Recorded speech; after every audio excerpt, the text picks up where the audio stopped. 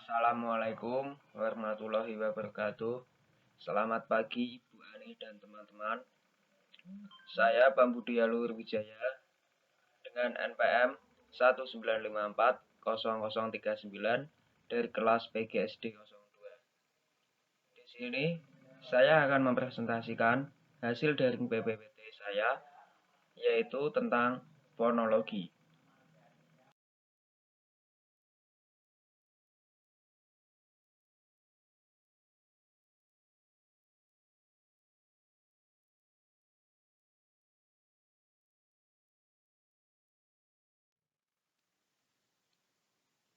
Di sini saya akan menjelaskan tentang tiga hal, yaitu yang pertama pengertian morfem, dan yang kedua morfem dalam bahasa Indonesia, yaitu alat ucap, vokal, dan konsonan.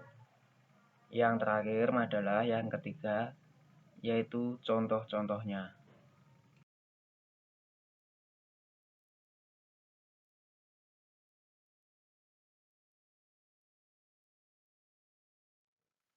Selanjutnya, pengertian morfem. Morfem merupakan suatu gramatikal terkecil yang memiliki makna. Dalam kaitannya dengan kebahasaan morfem dibahas dalam subbidang ilmu morfologi, yang mana ia menjadi tingkat rendah dalam struktural gramatikal.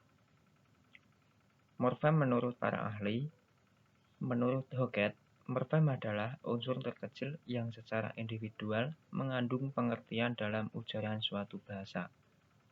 Menurut Nida, morfem adalah satuan terkecil bermakna yang akurat yang merupakan kata atau bagian kata. Menurut Lyons, morfem adalah unit analisis gramatikal yang terkecil. Menurut Samsuri, morfem merupakan bentuk pengertian yang terkecil yang sama atau mirip yang berulang.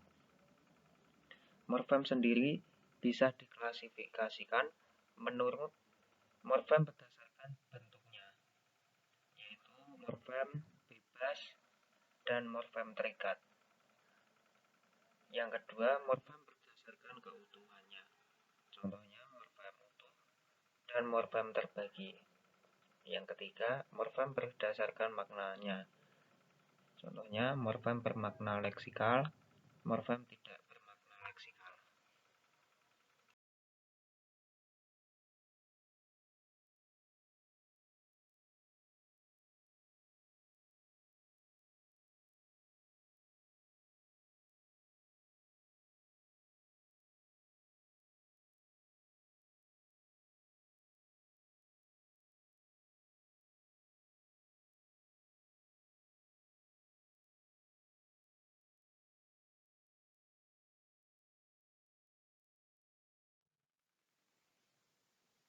Selanjutnya yaitu alat ucap, vokal, dan konsonan.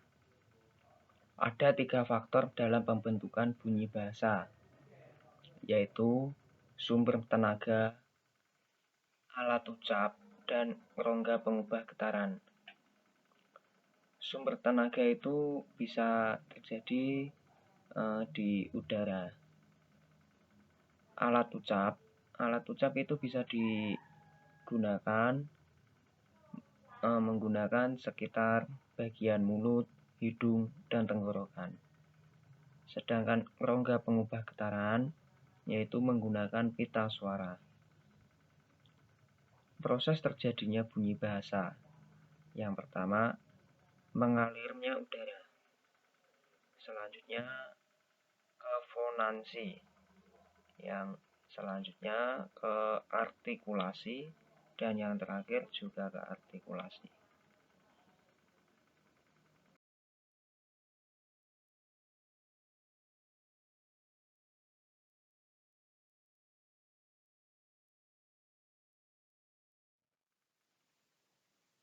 Selanjutnya, vokal dan konsonan. Vokal adalah bunyi bahasa yang arus udaranya tidak memiliki rintangan dan kualitasnya ditentukan oleh 3 faktor, yaitu tinggi rendahnya posisi lidah, bagian lidah yang dinaikkan, dan bentuk bibir pada pembentukan vokal itu. Dalam bahasa, khususnya bahasa Indonesia, terdapat huruf vokal. Huruf vokal merupakan huruf-huruf yang dapat berdiri tunggal dan menghasilkan bunyi sendiri. Huruf vokal terdiri dari atas A, I, U, E, dan O. Huruf vokal sering pula disebut huruf hidup. Konsonan. Konsonan adalah bunyi bahasa yang dibentuk dengan menghambat arus udara pada sebagian alat ucap. Dalam hal ini, terjadi artikulasi. Terdapat pula istilah huruf konsonan, yaitu huruf-huruf yang tidak dapat berdiri tunggal dan membutuhkan keberadaan huruf vokal untuk menghasilkan bunyi.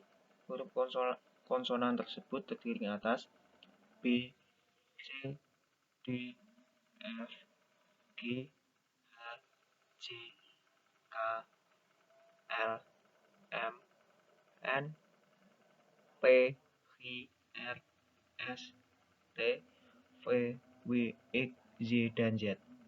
Huruf konsonan sering pula disebut sebagai huruf mati.